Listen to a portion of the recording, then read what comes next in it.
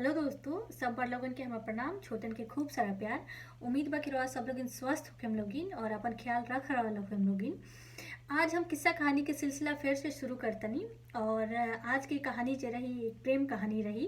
काहे कि फरवरी के महीना चल रहल बा और ए महीना के लोग जो बा प्रेम के महीना घोषित कर देवल बा। तो सोचनी है कि काहे ना आज प्रेम कहानी कहल जाओ। तो ई प्रेम कहानी सुनाव से पहले ये प्रेम कहानी से हमरा का शिक्षा मिलल उ हम बता देतनी। काहे कि ये प्रेम कहानी में हमरा इतना धीरज, इतना आत्मविश्वास और इतना विश्वास प्रेमी के प्रति दिखाई दिलस कि मतलब हम कई बार ये कहानी के पढ़नी और हमरा अच्छा लगल। तो सोचनी कि आज ये कहानी शेयर करी।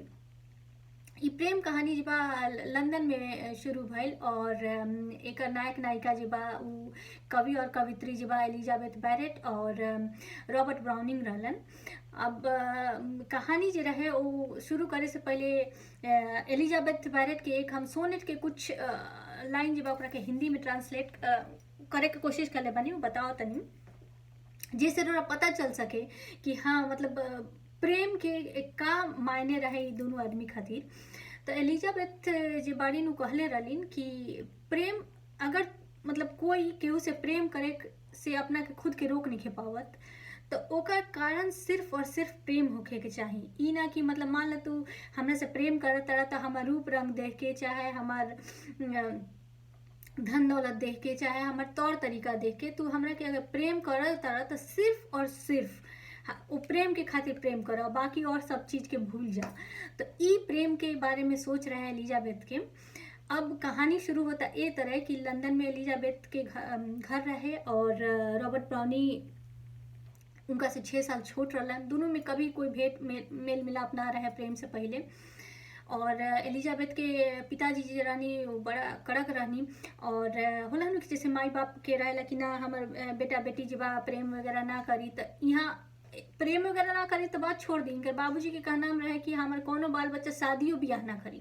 अगर कोई शादी ब्याह करता तो ओकरा के अपन घर से बेदखल कर देम, पर्जर जमीन से बेदखल कर देम।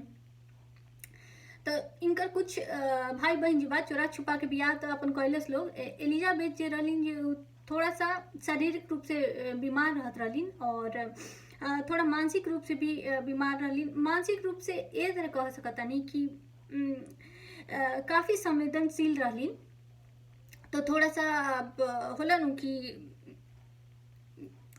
ओकरा का कहल जाला, लोग कह सकता है हिस्टेरिया टाइप के या इमोशनल कह सकता नहीं वो तरह के रहलिन लड़की। और शरीर में हमेशा दर्द रहत रहे, फेफड़ा भी कमजोर रहे, तो उनका हमेशा एक नर्स की जरूरत पड़त रहे। लेकिन पढ़े लिखे के शौक पर वो टाइम में भी जे रहे इंग्लैंड में भी पढ़ाई लिखाई के लड़की लोग पे उतना ज़्यादा जोर ना देवल जात रहे। ये कहानी आज से 200 साल पुरान बाटे, 200-250 साल पुरान बाटे। तो वो टाइम के तो लड़की लोग के शिक्षा पे इतना जोर ना रहे। तो तब वो इनकर बाबूजी अपना बेटी के कहला पर एगो शिक्षक रख दिलन जो घरे आके पढ़ावे लगल। अब पढ़ाई के दौरान ही इनका अपना कविता वगैरह में इंटरेस्ट रहे तो कविता वगैरह लिखे लगलिन अपन। और धीरे धीरे जब कविता के इनका संग्रह भल तो किताब अपन छपवाइलिन और पब्लिश भल।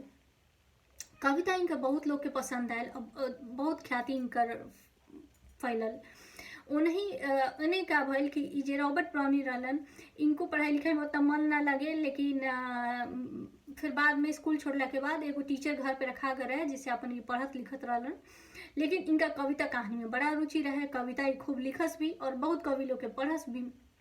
वही बीच में ये एलिजाबेथ के भी कविता पढ़लन और इनका बड़ा अच्छा लगल।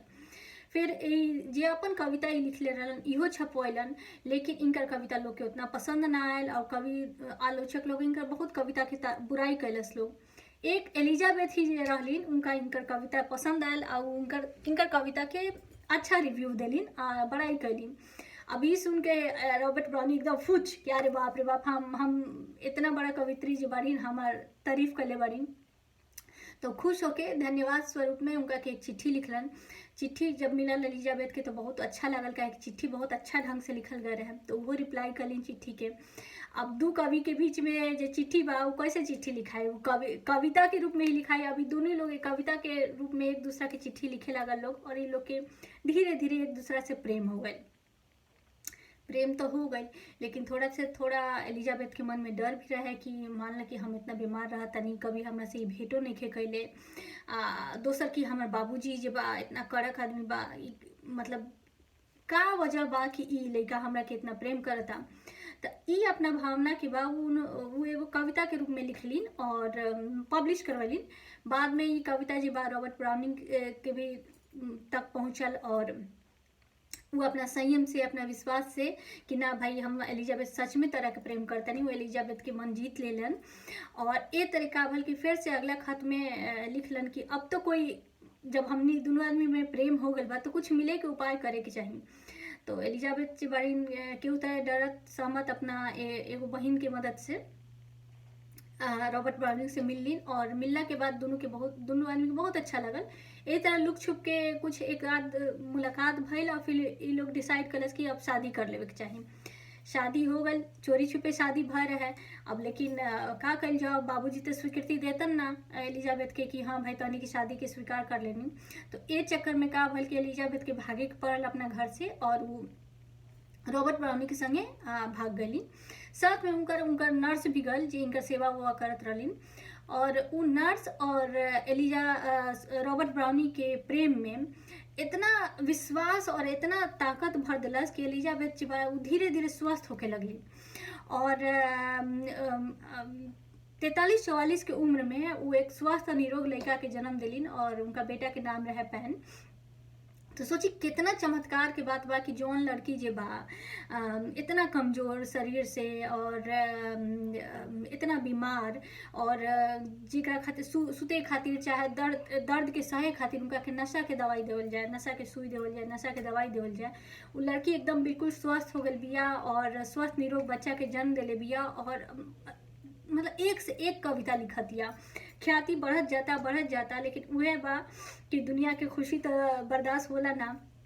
ये दोनों पति पत्नी के खुश देख के अब लोग के लगे का कि होला न कि जेकर मेहरारू ज्यादा नाम कमाए लगेला, लोग ओकरा मर्द के थोड़ा कमजोर देखे लगेला, चाहे कह लेके वो देखा मेहरारू के दम पे चलता। तो वह चीज हो गल। अब लोग कहे का रॉबर्ट ब्राउनिंग के कि यह देखा एलिजाबेथ के पति आयल बा, लेकिन रॉबर्ट ब्राउनिंग के इससे कोई फर्क ना पड़े। उनका रहे क्या कि हम एलिजाबेथ के प्रेम करत नहीं, हमरा कविता से प्रेम बा तो हम एलिजाबेथ के प्रेम करें, चाहे कोई कुछ भी कहे। हम कविता लिखेम चाहे कोई कितना हो बुराई करे। वो अपन कविता लिखत रहलन, अपन एलिजाबेथ के संगे कहीं भी आवत जास, उनका कोई उसे मतलब ना रहे कि कोई का कहता। धीरे धीरे इनकरो कविता के लोग स्वीकार करे लागल, इनकरो कविता के लोग उतना ही महत्व देवे लागल जितना एलिजाबेथ की कविता के रहे। और ये तरह जेबा दोनों कवि लोग बहुत प्रसिद्ध भइल लोग, और एक सुखद संपन्न वैवाहिक जीवन इ लोग के बीतल। तो ई रहे आज की कविता, आज की कहानी। और ये कहानी से आज के युवा लोग के यह सीखे के चाहिए कि तनी धीरज रखे के चाहिए। ई ना कि आज प्रपोज करनी और आजे मतलब हम आर पार में जवाब चाहिए, ना जवाब चाहिए तो ना जवाब मिलल तो लड़की के परेशान कर रहा बनी, चाहे कुछ तरह के चीज़। चाहे अगर हमार पत्नी बहुत काबिल बिया तो पति के जेलस होके लागो कि अरे हमरा से ज़्यादा कमाती है, चाहे हमरा से ज़्यादा तारीफ पावती है। तो लोगों के सीखे के चाहिए एलिजाबेथ से और रॉबर्ट ब्राउनिंग से। तो ये रहे आज की कहानी। उम्मीद बाकी रोआ सब लोग के पसंद आयल हुई। अगला कहानी के साथ हम फिर हैं, तब तक सब लोग के हमारा नमस्कार, प्रणाम, बाय बाय।